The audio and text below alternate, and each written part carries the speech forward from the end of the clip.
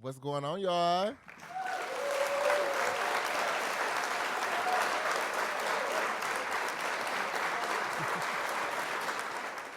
What is going on, y'all? It is your boy King Jay, host of the Royal Voices podcast, and this is another motherfucking episode. Episode 2, coming in hot and heavy. Now, y'all, these last few weeks have flown by. I think episode 1 was recorded like 2-3 weeks ago. I travel a lot. I do a lot of work. I do a lot of things. So my biggest goal for this space is to just be consistent. So we're gonna try to upload every Saturday or every other Saturday, but they will be coming on Saturdays. You getting 2 this week because I just feel like so much has happened in the last 2-3 weeks that it's so hard to keep up with. I did take some things off of the agenda today to make into separate content. So I'll cover that at the end of today's, session. But we do got a few things on the agenda.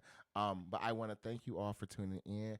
Again, this is the Royal Voices podcast, the official podcast of Kingdom. Kingdom is a creative hub for music, art, and fashion, providing creators with resources, networking, and a ton of other things to uplift their career, their space, and their brand. Y'all get into it. We are starting up this business now. It's been in the works for about 2-3 years. LOC's set, all this other stuff going on. Child, it's a lot moving pieces. My end goal is to, of course, have, open up physical locations, start having spaces for fashion studios, music studios, you know what I'm saying? Spaces for people to actually come record, to create their fashion designs, and a place to actually showcase the things, the creativity that they come up with. So having a space for showcases, fashion shows, art exhibits, a ton of things coming down the pipeline. So stay tuned with the kids, stay tuned with the brand, and stay tuned into Royal Voices, because again, Royal Voices is a platform where we gonna come here and talk our motherfucking shit. Okay, you feel me? We gonna talk our shit on Royal Voices. Yeah. I do want to let this platform be a space to uplift other creators. So we will have interviews. We will have individuals coming in, sharing their experiences in the music industry, art industry, design, graphics, all that kind of stuff. So stay tapped in and make sure you follow us on our social medias. You can follow the Royal Voices Podcast on Instagram and TikTok at Royal Voices Podcast, all one word. You can also follow the actual brand Kingdom on Instagram and TikTok as well at KVNGDOM.co. And of course, stay tuned in with the kid, your host, King. I am also an artist, so follow me on Instagram at _JAYTHEDON_ the link tree in my bio will have other links to all my other platforms and music and all that kind of stuff. So let's get into the mix. Now, y'all, like I said before in the first podcast, this is not a political podcast, but I would be delusional as hell to not address the shit going on in the United States of America. And y'all, this 2024 presidential campaign continues to be a key. I did not get into certain aspects of things the last episode, like the Trump shooting and all this kind of stuff, just because I feel those are deeper topics than just opinions. And personally, the way I feel about certain stuff, chat, I don't think this is the vibe for the podcast. But I know some people was asking about, can you just say something about what the whole Trump shooting? Now, y'all, personally, this is just me, conspiracy theory. Again, not a political podcast, but child, that man ain't get shot for real. And it's just my thoughts. It's my 2 cents. This is the opinions of King. I don't think that man got shot for real. And I'm saying that only because I've seen him do rallies these last few weeks on social media, on TikTok, on TV. And he actually was even asked about his ear, because if you look at him outside of the day him getting shot, him wearing a Band-Aid, a little paper towel over his ear the next day or a few days after that, and now his whole ear is just magically healed. There's no scar. There's nothing there to showcase he got shot. And y'all, again, healing is a thing, But if you get shot, from the pictures that I've seen, it looked like the bullet went through his ear or something along those lines, or like the very top piece of his ear. The amount of blood he had on his face, I don't think you would heal that quickly. And his response to being asked about this shooting and the scar that doesn't exist on his ear, if he had one, he said, "I just heal fast. I'm a fast healer." So yeah, within that, my 2 cents for that one, it didn't happen. I don't think it was real. I don't think it was. I think it was staged. The CIA, Secret Service, who was ever behind him, the most flop, fake ass security guards I've ever seen in my motherfucking life. I kid you not. I kid you not. I kid you not. I've seen tighter security at bars. I've seen tighter security at schools. I've seen tighter security in grocery stores. I have never seen Secret Service or people who are supposed to be so top notch CIA, I will blow this up. I ain't never seen security so unsecure. And for that to be an individual running for presidency, be for real. And then then all y'all got fired. I know the director got fired. I believe the people who got fired because it made no sense. So my thought process was either this was an inside job Trump was in on and was aware what's about to happen and was playing a part. Because that little, hold on, don't get me off the stage. Let me open up my entire torso up to pump my fist in the air and say, America, shut the hell up. Get off my stage. Get off my face. Because that wasn't real in my eyes. So either he was in on it or he wasn't in on it. And this was just very, very, very, very, very, very sloppy inside job. I still think somebody around him was in the loop for this. If he wasn't in the loop, somebody on his team was. I don't think this was real. I don't. It was staged. Child, even Republicans was like, I don't know. And again, I'm not the most political individual. I really don't give a damn about politics overall. But in my mind, I know how much impact these spaces have. I know how a party, a administration, a group of people can alter your way of living dramatically. So simply just disregarding this space is not going to make it go away. And simply ignoring it is not going to lessen the impacts of the laws and policies they put in place. So just be attuned. So within that, I wanted to give my 2 cents for those, the Trump thing. But child, that's back to my original point. That's what I'm saying when I say this year has been chaotic as hell. He's been somebody tried to assassinate Trump. Biden put out the race. Kamala Harris entered the scene. The last podcast I told y'all, Kamala was interesting because I'm excited she's on this campaign trail, but I am nervous.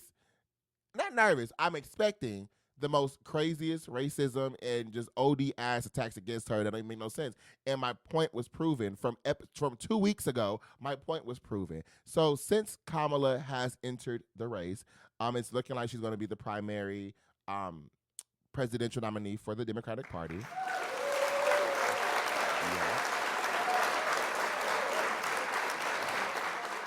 Yeah. She recently selected, I believe, for her vice president nominee or running mate, Tim Walz. So welcome to the conversation. And child, I don't know who the hell that man is. I don't know. I'm not gonna lie. I don't know who the hell that man is. But I've seen him do a speech once, and it was a video on MSNBC that was going around social media, in news outlets that he's a very, very good speaker. I think within his speech, he's a little messy. He did call the Republican Party at this point in time weird as hell. I don't, and I have to agree. I don't know what's going on. And I'm all for people having disagreements, and the Republicans, Democrats, liberals, all that kind of stuff, independents, all these kind of things. I'm all for differing opinions. I'm all for people not being on the same page. That's fine. But this year has felt so. It feels like the Boondocks. It feels like I'm watching Rick and Morty. It feels like I'm watching something on Netflix because it's what is going on. And the Republican Party, as of lately, have been giving me very much Handmaid's Tale, have been giving me very much dictatorship, have been giving me very much we finna run this world and call it a day. It's getting real spooky ooky in these streets. I'm gonna have to add that to my soundboard, Shark. I love saying that. It's real spooky ooky. And it's just getting creepy. It's getting downright creepy. So much so, the vice president candidate for the Republicans, J.D. Vance, has been going also in the news for having sex with couches. These are his words in his book that he published, that he put out. You playing with couches. The presidential running mate, the vice president, is having sexual intercourse with couches. Okay.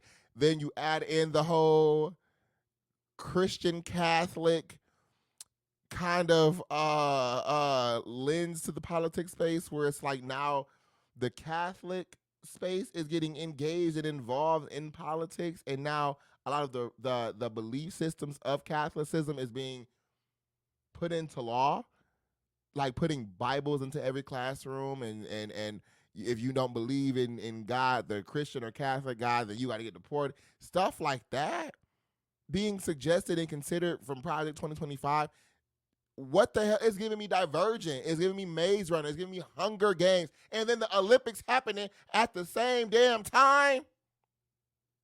Don't get me started. We'll get into Olympics too, but don't get me started because it's so much going on. It's confusing as hell. But Kamala, like I mentioned before, she's been entered into the space, and like I mentioned before in episode 1, she's going to face some crazy ass backlash for just being a black woman running for president.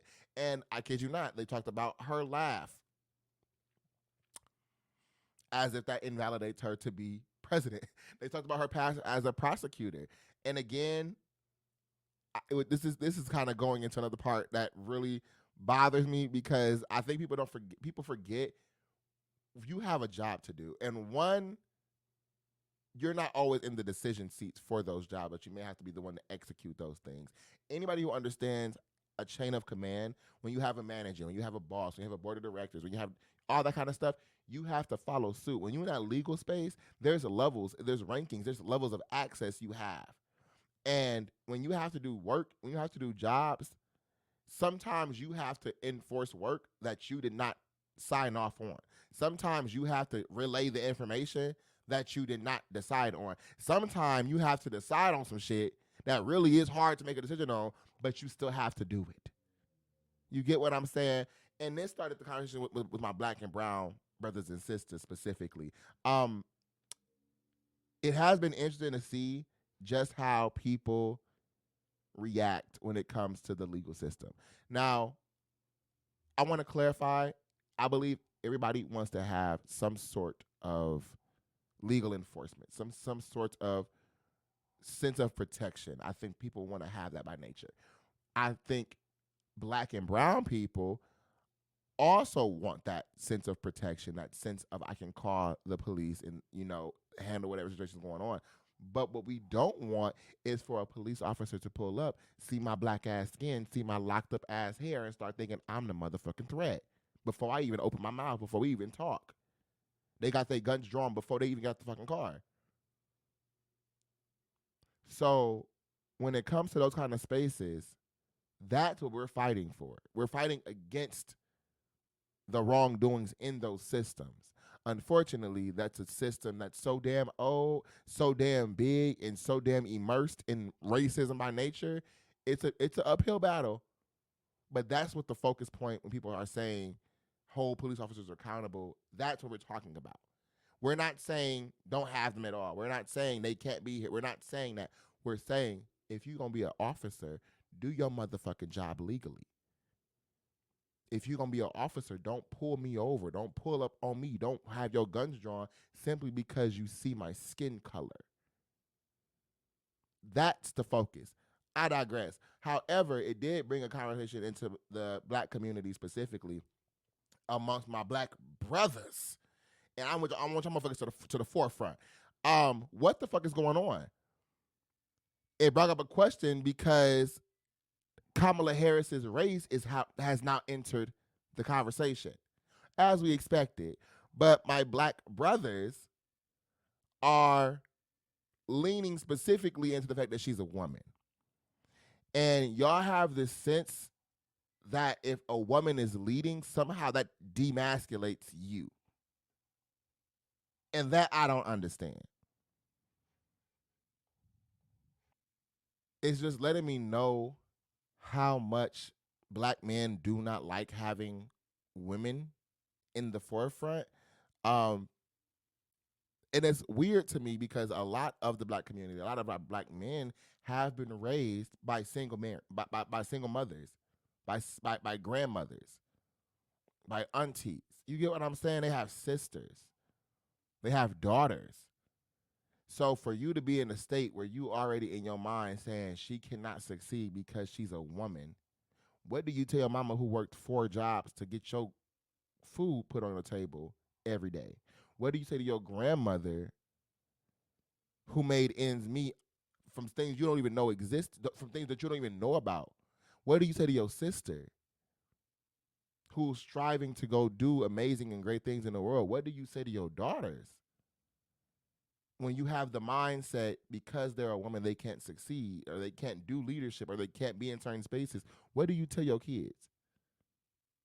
That's what's been confusing to me. And then adding on the fact that Trump went to the National Association of Black Journalists and did a panel with these other black women where he flat out essentially was just saying, y'all, I don't fuck with you. He didn't say those words specifically, but it gave that energy. The lady asked him a question. Mind you, this whole session started late because Donald Trump did not want a fact checker being live as he was talking. That was a whole situation, but that created a delay for the actual interview. He then got on stage and blamed the interviewers for making him late. Then when the lady asked him, why would black people vote for you when you've done nothing for the black community and you continue to degrade, diminish, disrespect black people? Why would we vote for you? His response was, wow, what a nasty and crazy question. Are you from ABC? Because they don't like me. Basically said, this angry black woman is asking me a question that I don't really want to answer. Then he goes on to talk about how he has been the best thing for black people since Abraham Lincoln, which I don't. That's another thing. He then goes on to answer a question when it comes from the lady when she asks why, or when it comes to Kamala Harris, do you think she's only in the race because she's a DE&I hire? Y'all been hearing that a lot. DE&I has been turned into a slur now. They want to say the N-word with the hard ER, but they can't. So now they're going to say DEI. Hire. Let's just clock that T there. Y'all want to say the N-word with a hard ER and just can't say it. So now you're saying DE&I. You got it, child. But when asked that question, he said, well, I didn't even know Kamala Harris was black. I thought she was Indian. She was Indian one day. Now she's saying she's black. I don't know. What is she? Is she black or is she Indian? And then black men came in and was agreeing with this man.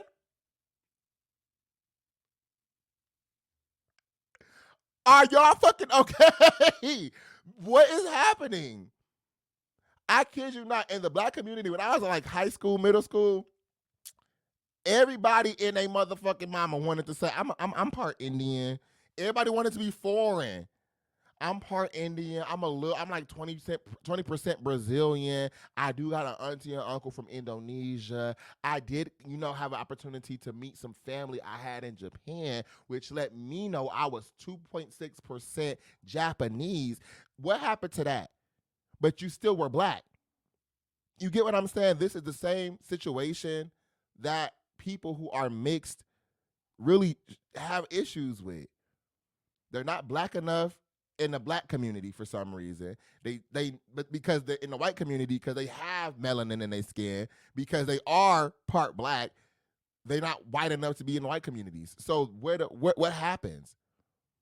So when I say you black, if you have black, you black. You black. If I can see the melanin on your skin, you black. Even if I can't see the melanin on your skin, you could be black. Black comes in a variety of colors, shades. You can be black.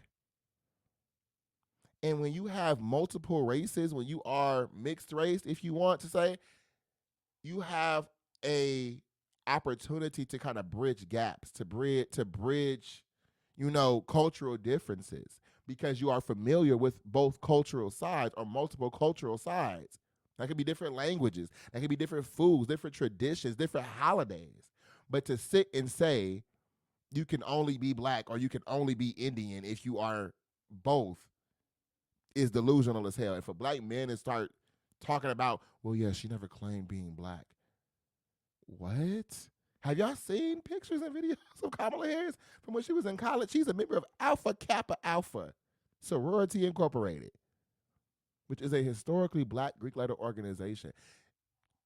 I just don't understand. The first tour she's made from her candidacy were Divine Nine, historically black Greek letter organization appearances. Zeta Phi Beta was the first organization to have her appear after her announcement.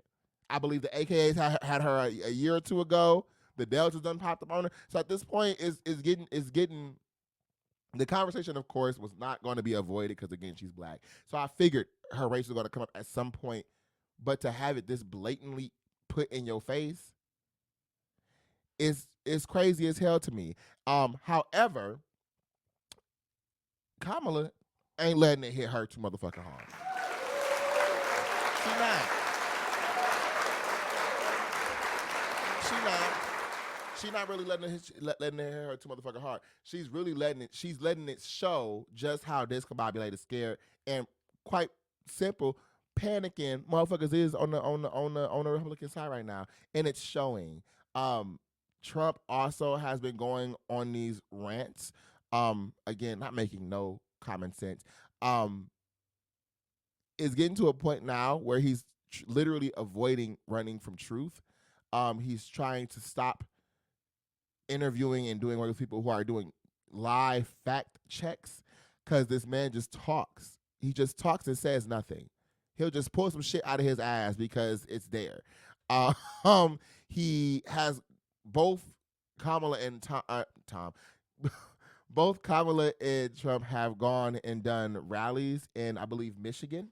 Trump was asked about the size of Kamala's rally, and she had over 15,000 people in attendance. Let's just state that. She had 50,000 people plus in attendance. But in Trump's mind, she only had 2,000. Cool. And of course, when you competition with everybody, you want to downplay they shit. It was all right. It was cool. It wasn't all that, but it wasn't all that. He then goes on to talk about how and again, y'all, these are crazy. I'm gonna put clips in as I'm going back and edit all of this. I'm gonna put clips in just so I can hear the sections and the things I'm talking about, because you would not believe it. Like, this is crazy. He went on to go on and say, his in comparison to his rallies are the biggest. Nobody can do any better than his rallies. His rallies are huge, and they do be packed rallies. I'm not gonna lie, but he just has this mindset. Nobody can top his rallies. He even felt so strongly about these things. He went ahead and compared himself to Martin Luther King, and mentioned the same rallies that Martin Luther King used to hold were the same sizes of Trump's rallies. So, as y'all can see, it's a lot of unhinged shit going on, and it's getting a little. That's spooky. suspicious. It's getting a little spooky. It's getting hella weird. And that's what Tim Watts called it. Just weird. It's getting weird as shit, and I don't know how to, how to feel about all of this. So I'm leaving it to y'all. Let me know y'all thoughts. Are you tuning in to all this 2024 presidential campaign bullshit? Just tomfoolery shenanigans, child.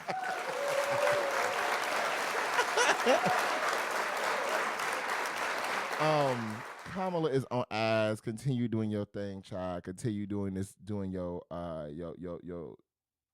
continue doing your business, doing your big one. So moving right along, the next thing I wanted to get into today was Big Sean. So Big Sean, how do y'all feel about Big Sean? How do y'all feel about it? Now Big Sean, I had him when I was in college. I had Big Sean on my rap wall.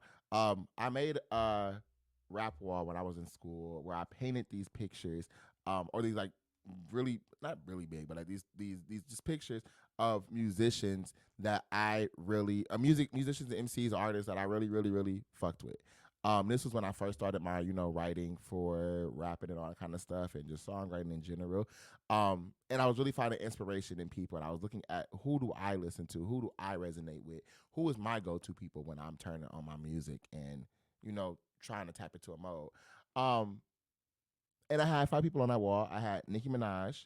I had Kendrick Lamar. I had J. Cole. I had Lil Wayne. And I had Big Sean. Within those spaces, my friends would often ask me, why is Big Sean up there? And for me, I feel like Big Sean, y'all can fight me about it, I don't give a damn. I feel like Big Sean is just truly underrated. I don't think y'all give him his flowers enough. I don't think y'all give his music the accreditation it deserves. I don't think y'all really get into Big Sean. He is gearing up for another project right now. Better Me Than You is the album that was supposed to come out on August 9th. So y'all make sure y'all go ahead and get into that. But you can't get into that yet because the album got delayed, child. And So apparently a Kanye West supporter, or Kanye West fan dropped and leaked Big Sean's album, because I guess they felt Big Sean had a diss line towards Kanye, which wasn't the case. They really cool. They were like, they locked in. And people was even assuming that Kanye dropped his album. And he was like, nah, Sean was like, nah, I don't think that was him. Like he works with Ye, he knows Kanye. You know what I'm saying? And that's another thing, like I said from the last podcast, y'all love stirring a motherfucking pot when these people know each other in real life. Y'all don't know these people. So I'm glad Big Sean was like, y'all tripping. I know Ye for real. I can call him. I can call him and talk to him. So thank you for that, Sean. But he did put out 2 songs to kind of gear up for this release. I think the latest one was On Up, which was like a quick song for his son. It was nice. I rocked with it. He had a couple of lines in there, and then the Yes Visualizer, which came out about 3 or 4 weeks ago. I haven't seen that one as of yet. I do have it on my radar, so I might put out a little reaction video or something to that. But I really did like On Up. So for King's Rule, I'm gonna have to give it a yay. It was solid. Again, I love those personal songs when you can feel the energy. Of course, artists when they have babies, child, they gonna make a song for their baby. They got to.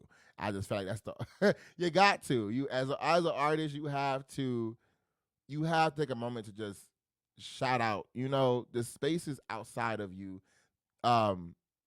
beings, things that are bigger than you, that are gonna be here longer than you. Your legacy, you know what I'm saying? So I'm happy he did that. And I think it does show you kind of the space he's in right now. He in daddy mode. I don't know why he made this a single, personally. I don't know why this was a single up to your project, but I think it was just meant to be a space to give you a sense of what the project is going to resonate with. I'm sensing we're going to have another Chance the Rapper, The Big Day project. And I'm saying that because it's like Sean is in a zen state. Big Sean is in a zen state right now. I think after the baby came, I don't know what's going on with him and Janae. I would love another 2088 project because that was solid. Would y'all like one? That was a nice project. 2088 was nice as hell. I think it's important to understand as artists, you continue to grow, you continue to elevate, you continue to change around. And when you are growing, life experiences change. So usually with artists, you're growing up with your fan base, but now you can get on social media and find any artist at any point in time. Every single day, a new artist popping out. You don't really have that, growing with your fan base type thing no more. You really have this space where you have to kind of be a bit more vulnerable, a bit more attuned to your audience. And I think Big Sean does have an audience. Again, his music is really, really good. And I'm looking forward to that project. But he did acknowledge, that leak did fuck him up. So like I said before and last week, y'all, please let the artists be creative. Let them do their art. And stop blocking the damn art, y'all. Y'all be fucking shit up because you're in your feelings. These are not your friends. Y'all don't know these people. Y'all don't. Do you know how mad you gotta be? Do you know how mad you have to be to play an artist's song, hear a diss line about an artist you like, take your time out of your day, take your energy out of your body to go and release somebody else's project because you mad they diss somebody else? You sound weird as a bitch. And to you, you sound insufficient funds. You ain't got no money. Woo. Because only doing stuff like that, you got to be at the house unemployed, nothing else to do. So to my people out there, my fans and supporters of musicians, of people around the world, let them create and understand these social media spaces. These social media spaces are just that. Okay, it's amazing y'all feel resonated and connected to these individuals and people you view on social media and TikTok and YouTube and all of that. But y'all, these are people at the end of the day. They have families at the end of the day that they need to feed. They have bills to pay, just like you. So don't be petty, blocking bags and blocking blessings, because all that energy come back to you in turn. Even though your face may not be shown, even though your name may not be known as to who did what, just know all that energy come back. So looking forward to this project, Big Sean. And again, y'all, let these artists create.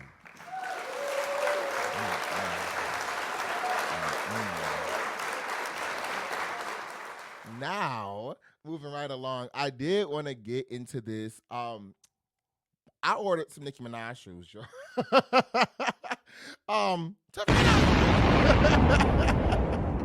To freedom.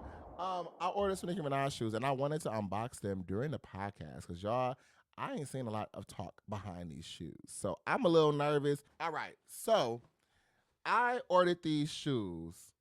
Let me give you a little bit backstory as to this process. So I went to the Nicki Minaj concert. Amazing concert. Highly recommend. I went to the Nicki Minaj concert, and before I went, I was in Chicago. Before I went, I saw these shoes go on sale. And, I said, oh, damn, they ain't going to be here by the time I get to this concert and all that, blah, blah, blah. So I didn't order none. I didn't think about it. I went to the concert, had a good time. Life kept going. I am minding my business. On 4th of July, I went to a little state fair situation, kind of little carnival space. And I get an email from the company that Nicki partnered with for her shoes called LOCI. I get an email from them saying, hey, you've been selected as a winner for $100 off discount on a pair of Nicki Minaj shoes. I said, what? I don't recall entering anything. I don't know how my name got put up in there. But I did remember signing up early to be notified when the shoes dropped for when it first was getting announced. So I said, okay, cool. I went ahead and went to the website, could not find a size 12 to save my life. Those shoes were sold the hell out. A lot of them were. I think the only size I saw remaining were sizes 6 and 7. In men's, I didn't check the women's, but for men's, it was. So I went to the very first option, which was the classic shoe, the Chun-Lis, I believe they're called, the classic one, and they had a size 12. I placed my order thinking, oh, it'll be here in a week or so. I did not get these shoes for 4 weeks. They were on back order. Nobody told me nothing. I had to reach out to LOCI. They had me bid. They told me like, yeah, they're on back order. We'll get them to you when you can. I got a shipment notification like last Friday, and by Wednesday they were here. So a 4-day turnaround, I guess, but 4 weeks to ship. This is the box that they, or it came in a brown box. I took the brown box off, but this is the box that they come in. So as you can see, you have the Nicki. I believe this is from No Frauds, if I'm not mistaken. That little chandelier thing. I think that was when she was in London for that. London, I believe. LOCI on the side and all that, all pink box, and then of course their website. So I'm gonna go ahead and open this on up. Oh, that's cool. Got the little, my bad. Got the little collaboration here with the Nicki Minaj and LOCI. I hope it's don't look inverted, but they have that there. So this is the inside of the box. You get the paper and all that kind of stuff. The paper is branded with Nicki Minaj's name and LOCI. So again, just it's to the detail. I really, really rock with. I really, really rock with. Okay. Oh. Okay. Now these. Okay, I thought I was tripping. Okay, yeah. I said this look a little plastic. No, it was just it was the glare from the lights. Okay, so here is the shoe. Y'all, I wear a size 12. So yeah, my foot, I promise you. Hold on. My foot ain't this damn big for real. Damn. Oh no. No, no, no, no, no, no, no, no. No. No, my foot not this damn big. Hold on.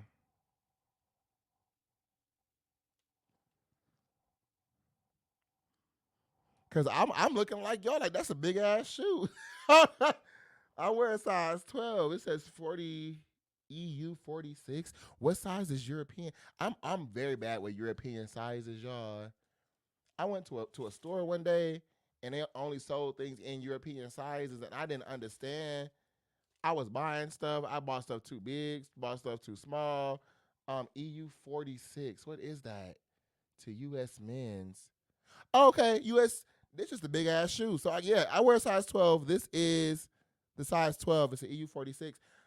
But it just looked bigger. When I put my foot to it, it just, I don't know. My foot like stopped here when I got to like my size. But I don't know. Now the quality of the shoe now that's in my hand, it does feel very sturdy. It reminds me of just like low top ones. So low top Nikes. The inside, oh, I love this. This little like it looked like corkscrew, but it's very soft. It's like plush in a sense. I like that. I like that. Got the little Chun-Li on the side. You know what I'm saying? Got Chun-Li on the side. Get into that detail. You know what I'm saying? And it's crazy because I created pants. Y'all, this is Josh live from the editing room, and I had to pause because the dirt under these nails is really pissing me off. I'm sitting here wondering where this shit come from, and I remembered as I was recording, and you'll notice a quick jump cut a little couple seconds before this, before the shoe review started, where I'm recording and I hear a loud ass bang come from outside my room. So I get up like, who the hell outside? What's going on? I go to my patio. It's raining outside, and I look on my patio. My little flower pot done fell over, dirt, glass on the thing. I said, damn, okay, I clean everything up, bring stuff in, wash my hands. Clearly not good enough because that dirt still there. And I just had to bring attention to it. It's pissing me off, so I know it's pissing you off. But we're going to disregard that. Continue to get into this shoe review. For the Nicki Minaj concert that I wore, and I literally only have her eyes and then her eyebrows and then her eyeliner. So this is kind of crazy to see on the shoe as well. As you see here on the tongue, they have again another. I can't get another shout out to her pictures on the front of the box. Got the pink laces, you know, the soles. There, it's a little thicker on the soles. I was trying to get because they do have like a platform type shoe as well. But again, they were all sold out, y'all. So I hope these shoes is doing well. I really, really do. Cause I haven't seen people talk about them, which is why I wanted to do a reaction, like a live unboxing to them. I haven't seen people talk about these shoes a lot. I don't know if people bought them. I don't know. Clearly, people buying them. I haven't seen anybody talk about it. So, I like these. I think I'm gonna wear these to the Janae Aiko concert I'm going to this August, y'all. I'm excited for that one. No shade. I'm excited. But I say for these shoes, I'm going to give them a yay. I haven't put them on yet. So if the next podcast come and I'm like, hell no, don't buy them damn shoes, that's because I put them on and it wasn't it. But from the look, from the feel, from the presentation, I'm here for it, loving it. Y'all, let me know how you feel about these shoes. Would you go buy yourself a pair of Nicki Minaj shoes? Would you be going to freedom? Would you get these shoes? Let me know and keep us posted. Because again, and if y'all do want to buy some, go ahead and get them. Because again, my man out there, if y'all buying these shoes, those were sold out. A lot of them were sold out. So stay in the loop. I think right now, actually, they also doing another giveaway where it's like they you got a chance to. I think meet Nicki Minaj, sit in her studio or whatever when she's doing some recording and all that other stuff, have dinner with her. So go ahead, and if you're interested in that, go ahead and check out LOCI.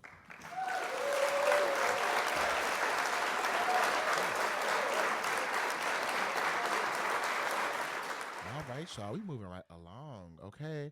I think honestly, I'm getting more comfortable in this little podcast space. Like I said before, I used to do YouTube videos, and that was a different structure. I don't know. I feel like I'm having a conversation with people here versus when I was doing YouTube videos. It just felt like I'm just capturing. I don't know. I think when I'm doing my reactions, I'll make those more YouTube stylistically, like the mic won't be here, all this stuff. I want to have some differentiation. I like this setup. I like this space. But I think for the reviews and all that kind of stuff, reactions and all that, I'm gonna use more of like a YouTubey type style setup. So just stay tuned. But next we got on the docket is the last thing for today. Cause like I said before, I removed some things off the agenda for today to create separate full videos for it. So be on the lookout for that. But the last thing I wanted to cover today was JT album. Now, y'all, with me and reactions, because I had to say this too when I was doing YouTube back in the day. When it comes to reactions, they gonna always be authentic. If I hurt your feelings, I'm sorry. Wasn't my intentions. But I'm gonna be real. We have to be authentic, authentic. I'm not gonna gas up something because I think y'all would like me to. I'm not finna diminish and drag something because I feel like y'all would like me to. We gonna be real here, and the opinions on Kingdom are my own. When I bring in guests and they have their opinions in their spaces, those are their own. If you resonate with them, awesome. If you resonate with our thoughts and opinions, great. If you don't, no worries. That's fine. Leave some comments. Tell us why. Engage. But we're going to be real here, okay? And I'm not saying this to say anything about GTI. I'm just saying in general. I just want to lay the groundwork so when these reactions and album reviews come out, be aware of that. Now, for projects and songs and stuff of that nature, videos that I see and or hear before I have a chance to actually do a full reaction and breakdown, I'm going to just bring on a podcast because I didn't capture that reaction moment, and I'm not going to go back and fake a funk for a YouTube video or for some clicks. So JT Project was a album I intended to do a separate video on. However, y'all, I had a long car ride the other day, about 2-3 hours, and I needed some music. I needed some music, and I put my Spotify onto the Smart Shuffle, and it went ahead. It started adding in songs I ain't never heard before, including songs from JT album. So let's really quickly just get into JT.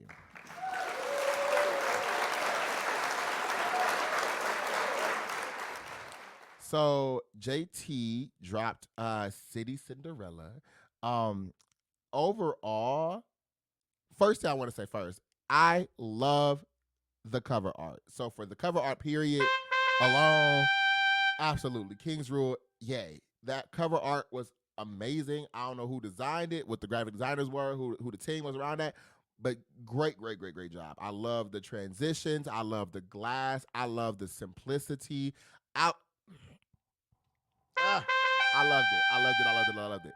JT aesthetically is always on the mark. She is so beautiful. That is a fine lady, a fine lady.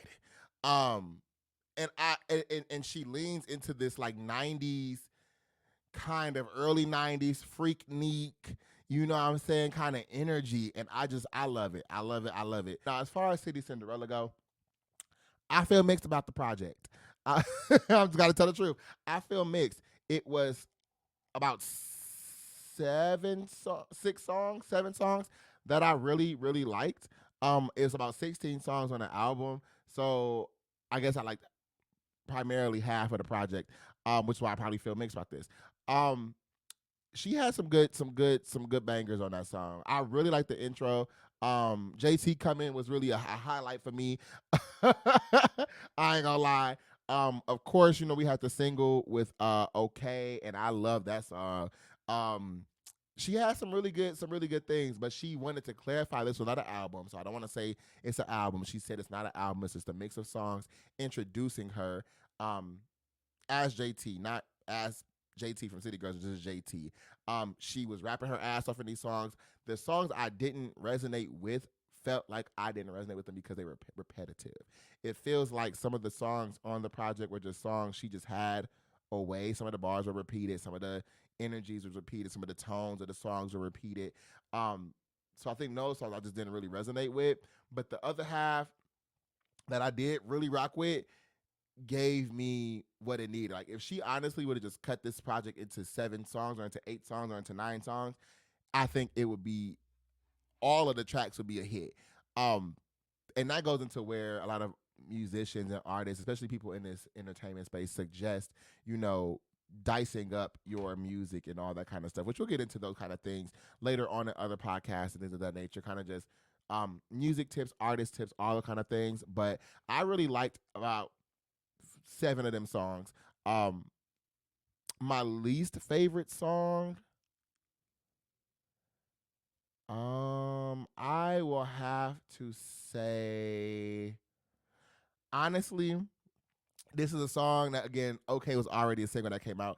I do not like the remix she has with I think Jeezy. Is that who it was with? Hold on.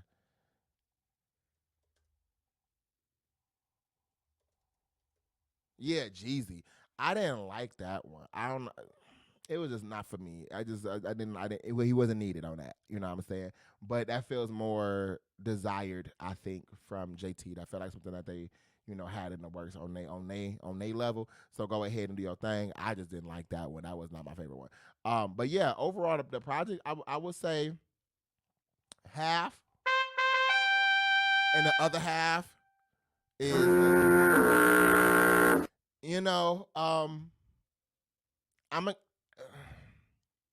since I liked less than 50% of the album by one song, I'm going to have to say it was a yay. Overall. Overall. I liked 50% of the song. Now, if this was in school or something like that, child, and my part that don't like it, I feel like if you would have just made this project a little bit shorter, I think when we're doing projects, and I'm speaking this for myself too, like my first EP I put out last year, I had the same thing where it was like I had these songs, they were sitting there for a while. These were just old like songs I made in the beginning of me starting to write. And I just wanted to put them out, which is why the project is called It's Only Right. Because it was songs that I just had. And I'm like, well, they're not bad to the point I can't use them, but they not me now. They're not like where I'm at for real, for real. So put them out. It's only right. Put them out. And I did. And I love the fact that I did that. And there were about 15 or 16 songs I had that I wanted to just put out because they were just sitting there for like 3-4 years. But I did it. I cut down to like 6. And I made an EP because one, I didn't have a fan base. Let's start there. So I didn't know what I was doing. 1, 2, I never made a project before. And 3, I decided on a random Tuesday, boy, you're a rapper now. So now we in we in this mix. So I feel like if she would have did the same thing where she kind of just condensed that introduction by herself to like 5 or 6 songs, it would have resonated a lot more. She already she already has a fan base. So maybe I think within that space she could leverage those songs a bit more, do her brand, do all that kind of stuff. So but yeah, overall for me it was a decent project. It was a decent project. And again, I think moving forward, I am wondering if the City Girls are done. Are they over? Is the City Girls okay?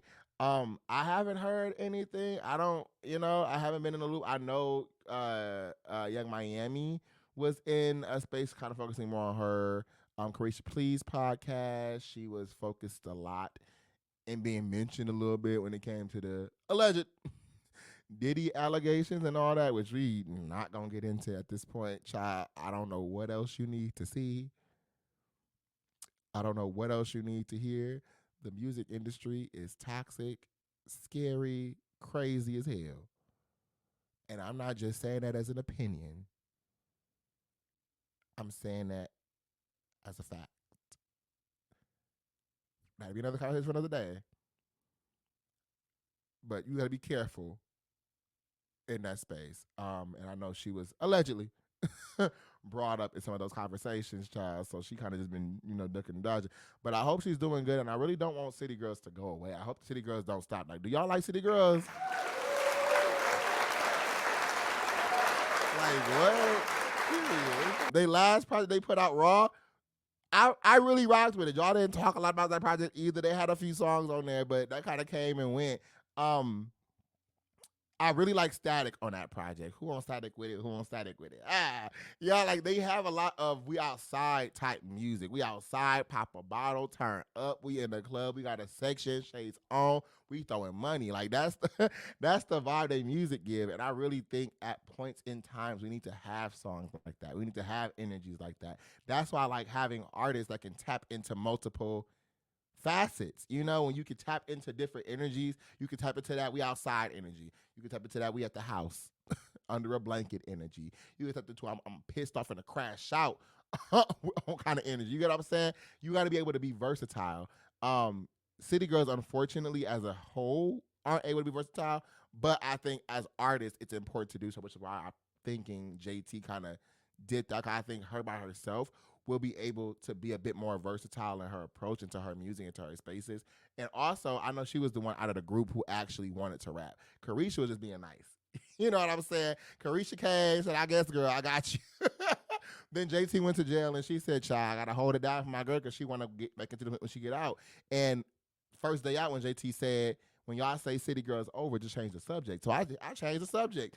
But now I'm wondering, is y'all okay for real? So I hope they is good. I would love for them to come back and do they big one. If they not done, awesome. But it's just is I don't know. I think when you see groups break up or kind of go in a solo space, it gets a little like, aw. Like Chloe and Halle. I don't think they broke up. I think they got into different things, Halle, becoming the Black Little Mermaid. And then Chloe becoming this deeper music artist and kind of getting more into her music focus. But they both still do acting. They both still do songs together. They both still produce and all that kind of stuff. So it's like, I don't know. So we gonna have to see what goes on with this project. But again, let me know y'all thoughts about JT's album. Are y'all liking it? Are y'all not liking it? How y'all feeling about it? But overall, I hope JT continues doing her thing because her visuals, her aesthetic, her lyricism, I think it can only continue to grow, continue to enhance. And I hope City Girls are doing well. And y'all, again, stay tuned to everything going on in the City Girl space. So we are in that part of the show where I like to do shout outs, y'all. This is called the Artist Spotlight, where I basically uplift and highlight artists I'm coming across. Could be local, could be more bubbling, could be anything. This is a space you cannot pay for. I'm going to say that every episode. You cannot pay for this space. This is just my opinion. This is my thought.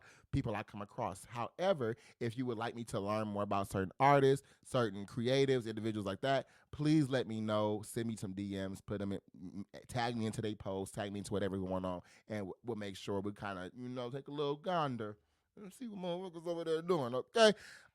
This artist on this artist spotlight, I had the chance to meet in Florida actually during a conference. And y'all, like I said before, I travel a lot for work. I do a lot of stuff.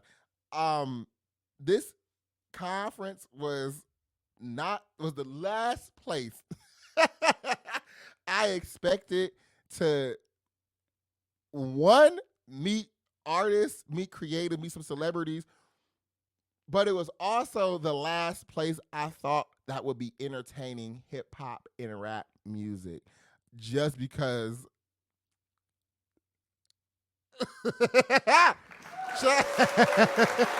And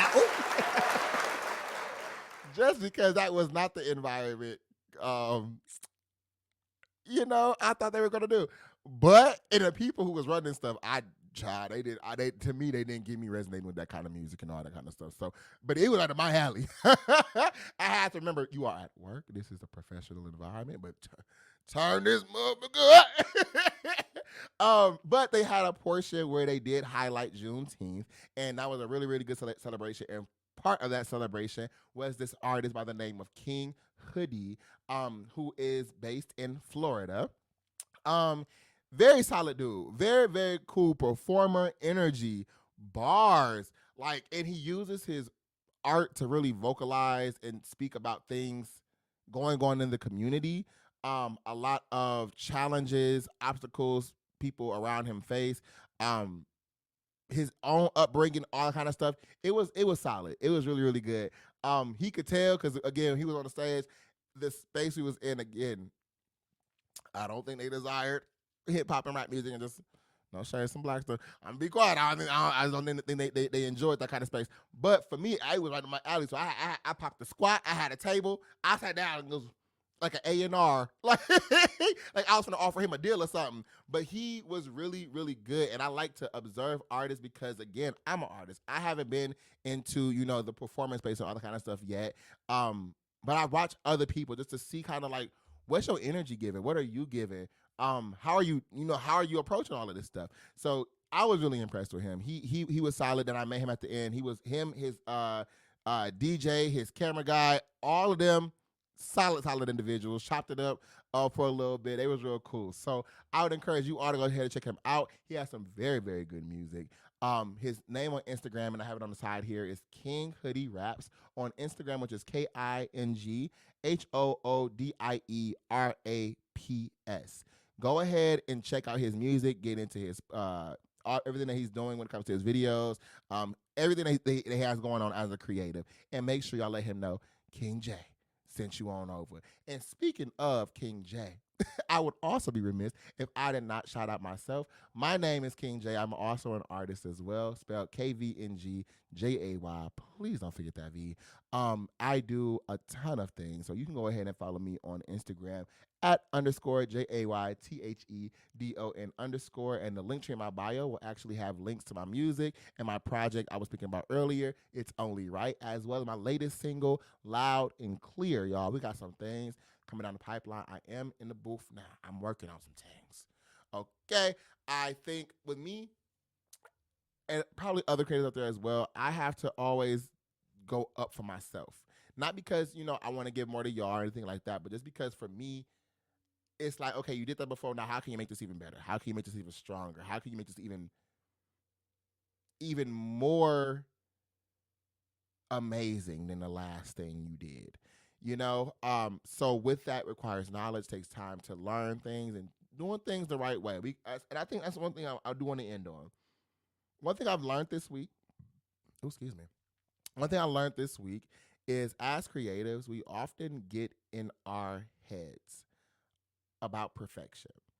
We will get so consumed in our heads about perfection, it will keep us stagnant. We won't move. We won't progress. We won't put things to action. We'll get stuck in planning. We'll get stuck in mapping things out and curating these moments of like, now I can go do it. Now that I have this mic and I have this light and I have this camera and I have this laptop and I have this software and I have this DOS system and I have all these things. Now that I have that, now I can go ahead and do my thing.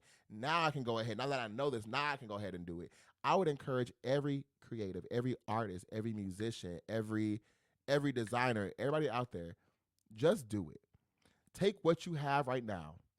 If all you have is say you're a music artist and you want to become a writer. If all you have is you and a pen, sit down and start writing. If you want to be a fashion designer, all you have is you and a needle and some thread. Start sewing some shit. Start piecing together stuff in your house. Just start doing stuff because I I had to realize when you have this end goal in mind, when you have this space of being in mind, you often work so hard to get to where that space is that you don't sit in the moment that you already are in. Okay? So take the opportunity to take whatever resources, whatever tools you have and just do it. That my first project got put out not because it was planned to come out, not because it was ready to come out, but because I told myself after my birthday last year, I said, Josh, you have these songs, you want to put them out, you just don't know what the hell you're doing. So to hold yourself accountable, post this picture on your Instagram and in the bio, in the caption, put project coming. You ain't got to put a specific date. Just put the year and put the month. And that gave me the momentum to get some stuff done. You get what I'm saying? So sometimes you have to make yourself uncomfortable. Because my whole thing was like, oh, I don't like saying something and then not being able to follow through on it. So I knew that. And I used that to my advantage. And that was what created my first project. And looking back, I'm so grateful I did that. Take an opportunity to just take whatever you have, wherever you are now, and start. That's all that matters. Start and enhance as you go. This is a long game. This is not a race. It's a marathon. Don't let people on TikTok, don't let other musicians, don't let other fashion designers, don't let other graphic designers, don't let other creatives journey in time put into this space deter you from doing anything. Do not compare yourself to them because you don't have the same journey. You don't have the same pathway. What worked for them may not work for you. What works for you may not work for them.